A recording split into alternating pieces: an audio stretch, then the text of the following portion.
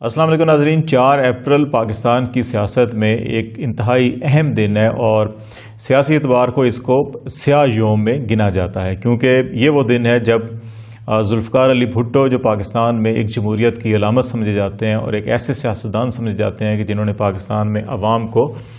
آواز کا حق دیا، عوام کو حقوق کا حق دیا اور ان کو احساس دلایا کہ سیاسی شعور اور بیداری کیا چیز ہوتی ہے۔ یہ 1979 میں 4 اپریل کو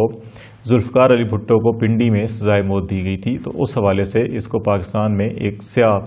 دن کے طور کے اوپر منایا جاتا ہے۔ ذوالفقار علی بھٹو صرف ایک شخص کا ہی نہیں بلکہ ایک نظریے کا نام سمجھا جاتا ہے پاکستان میں، اور یہی وجہ ہے کہ کہا جاتا ہے کہ جب بھی پاکستان پیپلز پارٹی کی سیاست کی بات کی جاتی ہے تو کہا جاتا ہے کہ یہ بھٹوازم یا بھٹو کی پارٹی ہے۔ لیکن آج جو پاکستان پیپلز پارٹی پاکستان میں ہے، اگر اس کو دیکھا جائے تو بے جانا ہوگا اگر یہ کہا جائے کہ یہ بھٹوازم سے اس کا سفر ہوتا ہوا اب یہ زرداری ازم تک آ پہنچا ہے۔ اس تاریخ کو یا اس جملے کو سمجھنے کے لیے ہمیں پیپلز پارٹی کی اور بھٹوازم کی جو تمام تاریخ ہے اس پر ایک نظر دوڑانی ہوگی۔ ذوالفقار علی بھٹو 5 جنوری 1928 کو پیدا ہوئے تھے اور پھر انہوں نے اپنی جو ابتدائی تعلیم سندھ میں حاصل کرنے کے بعد پھر اعلیٰ تعلیم کے لیے یہ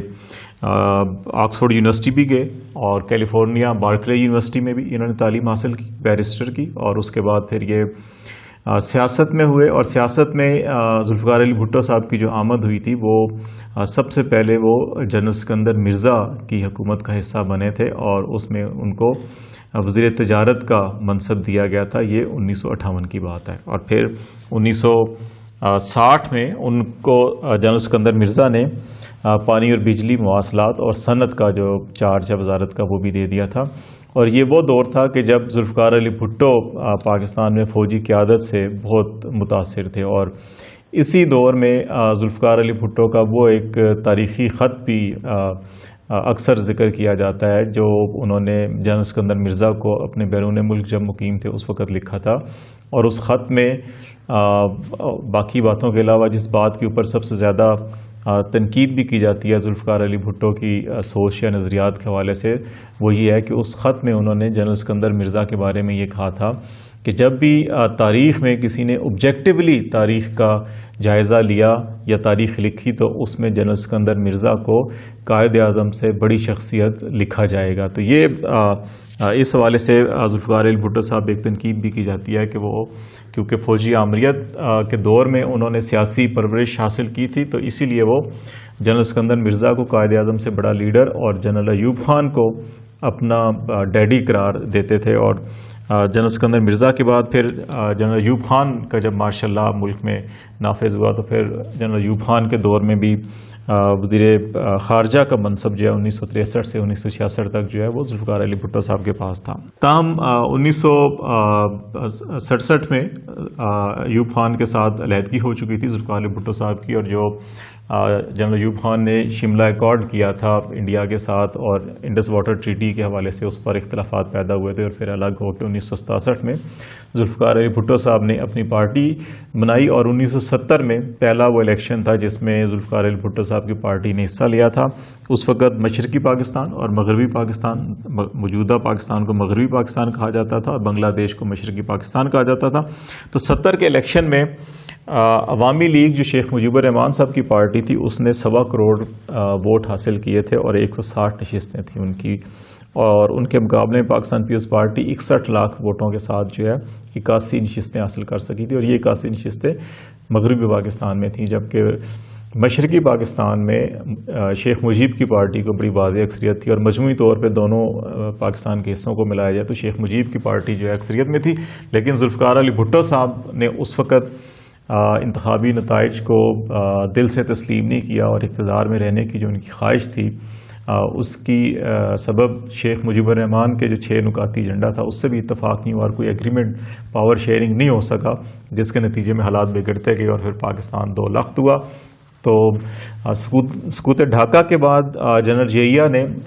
بعد میں اقتدار جب بھٹو صاحب کے حوالے کیا تو پھر 1971 سے 1973 تک ذوالفقار علی بھٹو پاکستان کے صدر پاکستان بھی رہے، اور یہ پہلے پاکستان کے civilian chief martial law administrator بھی تھے۔ ذوالفقار علی بھٹو صاحب کو یہ بھی اعزاز حاصل ہے کہ وہ chief martial law administrator civilian کے طور کے اوپر بھی فرائض سر انجام دیتے رہے۔ اس دوران 72 میں جب پاکستان کی قومی اسمبلی اور آئین ساز اسمبلی بھی کہا جاتا ہے، کیونکہ 73 کا آئین پھر اس نے بنایا، اور وہی 73 کا آئین ابھی تک پاکستان میں نافذ العمل ہے، تو اس میں کچھ 4 ماہ کے لیے ذوالفقار علی بھٹو صاحب اپریل سے اگست 1972 میں قومی اسمبلی کے اسپیکر بھی رہے، جو 7ویں اسپیکر تھے، اور پھر 1973 سے 1977 تک ذوالفقار علی بھٹو صاحب نے پاکستان کے 9ویں وزیر اعظم کی حیثیت سے فرائض سر انجام دیے۔ 77 کا الیکشن بڑا اہمیت کا حامل اس حوالے سے ہے کہ یہ ذوالفقار علی بھٹو صاحب کی پارٹی کا دوسرا الیکشن تھا، اور ان کے مد مقابل پی این اے کی تحریک تھی، اور پی این اے کا سیاسی اتحاد تھا، اور اس میں پاکستان پیپلز پارٹی نے تقریباً 1 کروڑ 1-2 لاکھ ووٹ حاصل کیا تھا، اور 150 سے زائد 155 سیٹیں کامیابی حاصل کی تھی، اور پی این اے نے 60 لاکھ ووٹوں کے ساتھ 36 نشستوں پر کامیابی حاصل کی تھی، اور پی این اے نے پھر ملک گیر تحریک چلائی، الیکشن کو دھاندلی زدہ قرار دیا، اور اس وقت جنرل ضیاء الحق پاکستان کے آرمی چیف تھے، اور جنرل ضیاء الحق کے ساتھ بھی ملاقاتیں پی این اے نے کی، اور پھر اس کے بعد جو ایڈمرل شریف تھے chairman joint chief staff committee Pakistan کے، ان کے ساتھ ملاقاتیں کی۔ ان ملاقاتوں کے بعد جو ہے جنرل ضیاء الحق نے ملک میں ماشاء اللہ بھی لگایا، جمہوری حکومت کا تختہ بھی الٹا، اور پھر حالات اس نیچ تک پہنچے کہ ذوالفقار علی بھٹو کو عدالت سے سزائے موت ہوئی، اور 4 اپریل 1979 کو انہیں راولپنڈی میں سزائے موت دے دی گئی تھی۔ اس ساری صورتحال میں اس دوران ذوالفقار علی بھٹو صاحب نے بڑے اہم اقدامات بھی اٹھائے، اور خاص طور پہ جب پاکستان دو لخت ہو گیا تھا تو اس کے بعد انڈیا کے ساتھ جو نیگوسیشنز تھیں وہ کی گئیں، اور تقریباً 44-45 ہزار جو ہمارے جنگی قیدی تھے ان کی ریکوری کے لیے، اور 5000 مربع اسکوائر کلومیٹر علاقہ جو انڈیا کے کنٹرول میں چلا گیا تھا تو اس کو واگزار کرانے کے لیے بڑی کامیاب حکمت عملی اپنائی ذوالفقار علی بھٹو صاحب نے۔ اور یہ شملہ معاہدہ جو 2 جولائی 1972 کو ہوا تھا، جس پر پاکستان کی طرف سے ذوالفقار علی بھٹو اور انڈیا کی طرف سے ان کی وزیر اعظم اندرا گاندھی نے دستخط کیے تھے، اس میں یہ سارے معاملات طے ہوئے تھے، اور اس میں 2 بڑی اہم چیزیں جو ابھی تک جن کے اوپر کافی کرٹیسزم ہوتا ہے، یا انڈیا اور پاکستان کا جو مسئلہ کشمیر کا تنازع ہے وہ ابھی تک قائم ہے۔ شملہ معاہدے میں کشمیر کے حوالے سے واضح طور کے اوپر تو نہیں موقف اختیار کیا گیا، لیکن یہ کہا گیا تھا کہ جتنے بھی ڈسپیوٹس ہیں پاکستان انڈیا کے درمیان ان کو 2 طرفہ طور کے اوپر حل کیا جائے گا۔ اس لیے اس بنیاد کے اوپر انڈیا کا پھر یہ موقف ہے کہ اب جو یو این ریزولوشنز تھیں جو 1947-48 کی، کہ وہ اب جو ہے کہ وہ کارگر نہیں ہو سکتی، کیونکہ پاکستان اور انڈیا نے اپنے تمام تنازعات کو 2 طرفہ قرار دیا، اور یہ کہا ہے شملہ معاہدے میں کہ مل کر حل کریں گے۔ اور اس کے ساتھ ساتھ اس میں ایک شک یہ بھی تھی کہ جو اس وقت لائن آف کنٹرول ہے جو کشمیر اور پاکستان اور انڈیا کے دونوں اطراف کو سیپریٹ کرتی ہے، وہ ورکنگ باؤنڈری سے لے کے اور مقبوضہ کشمیر اور آزاد کشمیر کی ہے۔ اس سے پہلے وہ جنگ بندی لائن تھی 1948 سے، جب یو این کی ریزولوشنز آئی تھیں تو ان میں اس کو جنگ بندی لائن قرار دیا گیا تھا، لیکن شملہ معاہدے میں اس کو پھر لائن آف کنٹرول قرار دیا گیا۔ انڈین اس کی جو تعریف کرتے ہیں وہ اس کو انٹرنیشنل بارڈر کے تناظر میں لیتے ہیں، جبکہ پاکستان کہتا ہے کہ نہیں، یہ جنگ بندی لائن ہی ہے۔ تو یہ 2 شکیں جو تھیں یہ ابھی تک جو ہے اس کی وجہ سے مسئلہ کشمیر کے اوپر جو مسائل پیدا ہو رہے ہیں یہ بھی بھٹو صاحب کے اس دور میں ہوا تھا۔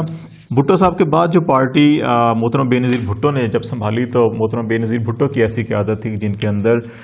بھٹو کا سیاسی تدبر، عوامی شعور اور یہ تمام معاملات جو ہیں وہ نظر آتے تھے۔ تاہم انہوں نے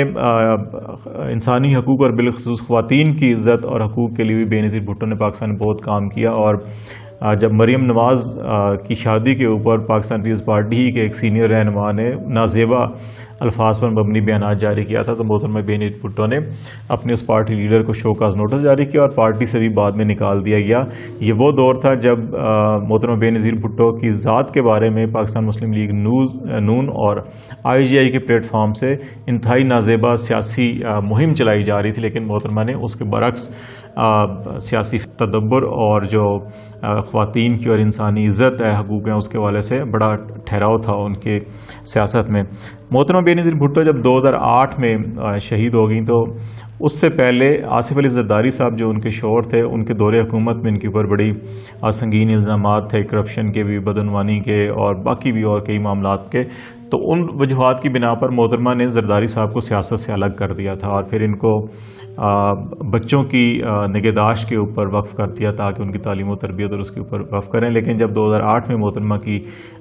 2007 دسمبر میں محترمہ کی شہادت ہوئی، تو اس کے بعد زرداری صاحب واپس سیاست میں آئے اور پھر اس وقت سے لے کے اب تک پیپلز پارٹی کے اندر جو بھٹو صاحب نے روح پھونکی تھی، یا بھٹوازم تھا، یا بھٹو صاحب کی جو سوچ تھی، وہ کم نظر آتی ہے۔ اور پیپلز پارٹی کے اندر بھی جو حلقے ہیں وہ یہ خیال کرتے ہیں کہ شاید اب پاکستان پیپلز پارٹی جو ہے وہ نام کی تو بھٹو صاحب کی پارٹی ہے، یا بھٹو کی پارٹی ہے، یا بھٹوازم کی پارٹی ہے، لیکن عملی طور کے اوپر اس کا جو سیاست ہے یا سیاسی اس کی جو فہم و فراست ہے، وہ اب بھٹوازم سے نکل کر شاید زرداری ازم کی طرف چلی گئی۔ اور اکثر پیپلز پارٹی کے اندر بھی حلقے کہتے ہیں کہ زرداری صاحب نے یقیناً اقتدار کے حصول کے لیے یا اقتدار میں رہنے کے لیے تو بہت ساری اچھی چالیں چلی ہوں گی، لیکن جو سیاسی اصول ہوتے ہیں یا جمہوری اصول ہوتے ہیں یا اخلاقی اقدار جو ہوتی ہیں، شاید وہ پیپلز پارٹی کے اندر اب اس طرح سے نہیں ہے جس طرح سے بھٹو صاحب یا محترمہ بے نظیر بھٹو کے دور میں تھی۔ اسی لیے کہا جاتا ہے کہ جنرل ایوب کی گود سے جنم لینے والی جمہور کی پارٹی شاید اب جمہور سے دور ہوتی دکھائی دے رہی ہے، اور اب یہ جمہور سے زیادہ جو ہے کہ وہ زر یا زرداری کی طرف اس کا جھکاؤ ہے۔